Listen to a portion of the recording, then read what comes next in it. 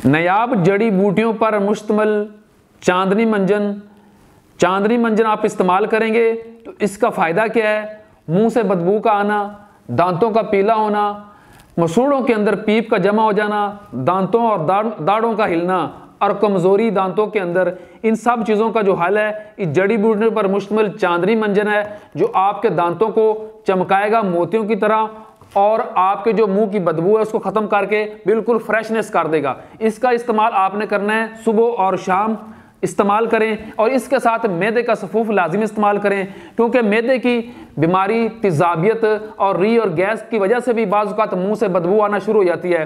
तो इसके लिए आपने इसका इस्तेमाल करना है, सुबह और शाम मैदे का सफूफ इस्तेमाल करें और चांदनी मंजन का इस्तेमाल करें। तो इंशाअल्लाह ताला आप पुरानी मर्ज़ प्योरिया हो गया, दांतों से खून का आना, मसूड़ों का फूल जाना या बदबू का आना, इन सब चीज़ों से इंशाअल्लाह निजात हासिल करेंगे।